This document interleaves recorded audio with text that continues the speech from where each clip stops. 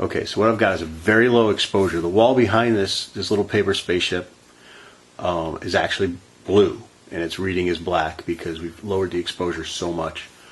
I can still, at certain angles on the LCD, see the string. I could probably be fixed with a little adjustment of my light if I can tighten it up without making the ship shake too much. There we go. The light that's being used to light this ship, I'd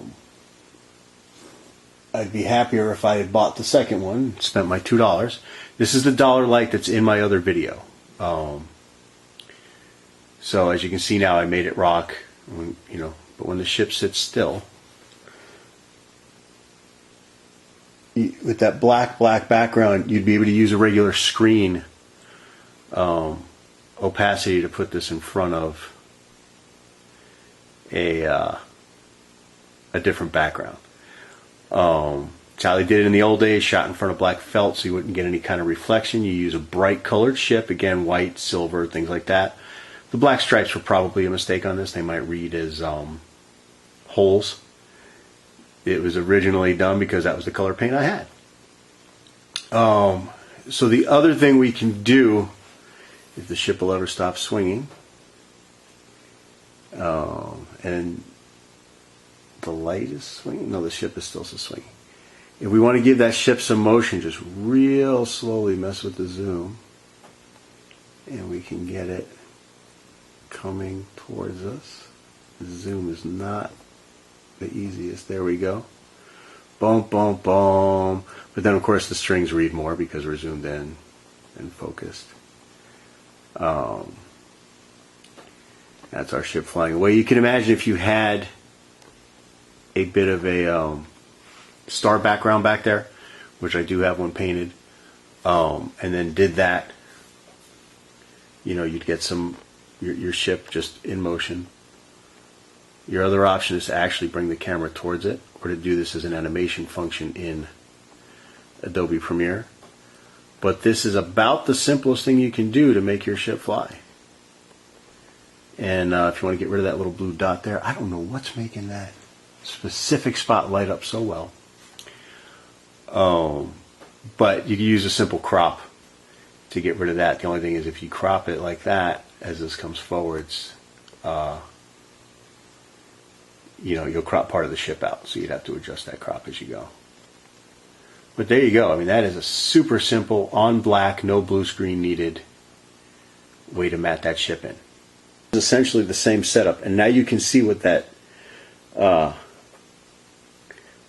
glare was. It was fur from the gorilla suit I have hanging out back there. So let me see if I can move that. I really need to put that away.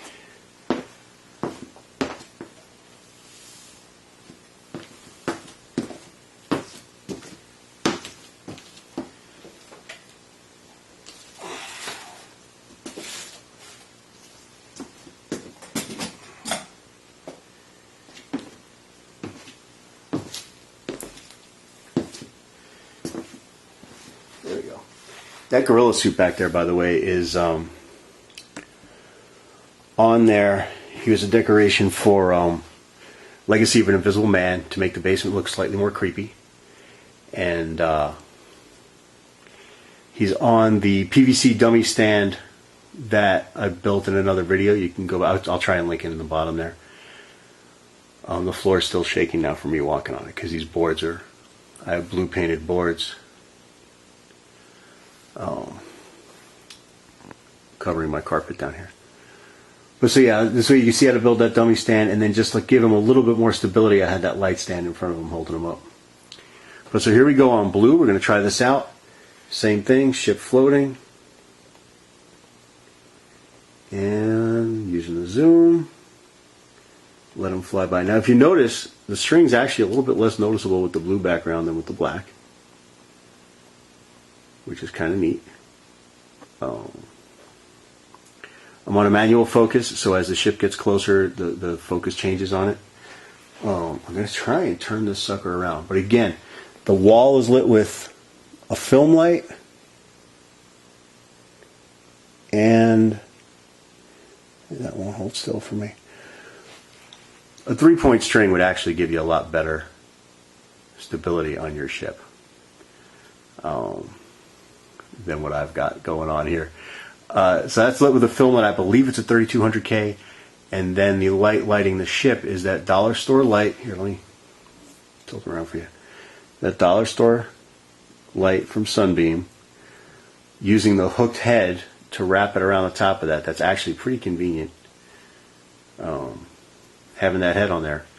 And, you know, this ship's got some... The only good thing about it swinging around like this, if you got some maneuvering and then you add animation to it later, you've got the 3D sides to the ship and can move it in other directions. I don't know what that weird shake is from, though. It's got to be something in this tray. I mean, I look at it live and it's not doing that, so it's got to be something shaking this camera tripod. But, yeah, so we'll see how the blue works as opposed to the black. I'm going to do a quick one of these. And honestly, I'm not too disturbed about not having the back, because the back of this particular model is terrible. As is that top line right there. All the acrylic paint in the world couldn't cover that little paper gap up.